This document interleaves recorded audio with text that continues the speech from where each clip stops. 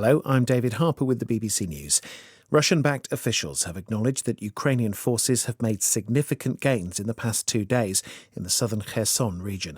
Kiev has remained largely silent about its counter-offensive, but a Russian-installed official said Ukrainian troops had now advanced along the Dnipro River. Paul Adams is in southeastern Ukraine. Ukraine's counterattack began around the southern city of Kherson back in July. Moscow sent troops and equipment from areas further east to tackle the threat. But then, in September, Ukraine launched a second offensive near the northeastern city of Kharkiv, taking Russia completely by surprise. For civilians living in those areas now annexed by Russia, life has just got even harder. Men say efforts are underway to conscript them into the Russian army, and the number of people fleeing occupied areas to Ukrainian-held territory has gone from a steady flow to a trickle. Kenya's new president, William Ruto, has authorised the cultivation and importing of genetically modified crops and animal feeds. The decision ends a decade-long ban imposed because of health fears. Here's our Africa regional editor, Will Ross. The worst drought in 40 years has left millions facing hunger in Kenya. President William Ruto's government has turned to genetically modified crops.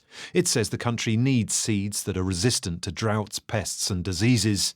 A decade ago, the production and import of GMO crops was banned due to concerns over possible health risks.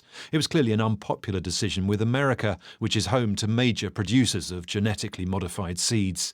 In July, Joe Biden's administration announced a new partnership with Kenya, which included a commitment to boost trade in the agriculture sector. United States federal prosecutors have told a jury that a far-right militia group known as the Oath Keepers planned an armed rebellion to keep Donald Trump in power. 5 members of the group, including its leader Stuart Rhodes, are in court on charges of seditious conspiracy for their role in the storming of the US Capitol in January last year. Their lawyers said they did nothing illegal. The Indonesian authorities have sacked the police chief in the city of Malang, where one of the world's worst football stadium disasters happened on Saturday. 125 people were killed in a crush after the police fired tear gas at fans at the end of a match. 32 of them were children. This report from Laura Bicker. Football violence has long been a problem in Indonesia, where violent rivalries between major teams are common. But police actions have become the focus of this investigation. The East Java police chief defended the use of tear gas, saying it was deployed because there was anarchy. 9 local police officers have already been suspended as part of the investigation, and the country's president has ordered an evaluation of security at all football matches. Laura Bicker reporting. World News from the BBC. The US has said it's alarmed and appalled by the Iranian authorities' suppression of student protests. The White House said it condemned the use of violence and mass arrests. Anti-government demonstrations across Iran were sparked by the death of a woman in police custody. Police in Nigeria say gunmen have shot dead at least 12 people in the northeastern state of Taraba.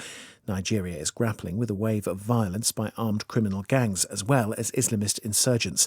From Abuja, here's Ishaq Khalid. Residents and the authorities say the attackers in large numbers, disguised as local security guards, raided the remote village of Mubizen. They had pretended to be searching for fleeing armed criminals and asked members of the community to come out and help with the search. But when the unarmed civilians gathered, the attackers opened fire, killing a dozen people. A police spokesperson in Taraba State told the BBC 4 suspects have been arrested in connection with the killings on Sunday. Residents of the community were predominantly herders. Schools remained closed across Haiti on Monday, despite children being expected to return from the summer holidays. They blamed ongoing fuel shortages and widespread violence. Anti-government protests and looting have paralysed the country over the past month. On Sunday, the government also announced that 8 people had died of cholera in and around the capital, Port-au-Prince, raising fears of a repeat of a deadly epidemic 12 years ago, in which more than 10,000 people died. The Brazilian leader Jair Bolsonaro has said the outcome of the presidential runoff vote at the end of October will shape the country's identity and values. After a stronger-than-predicted performance in the first round on Sunday, he accused the media and pollsters of spreading lies against him. The left-wing former leader, Luiz Inácio Lula da Silva, won 48% of the votes, compared with Mr Bolsonaro's 43%. Lula's advisers admitted they'd underestimated the president's support. BBC News.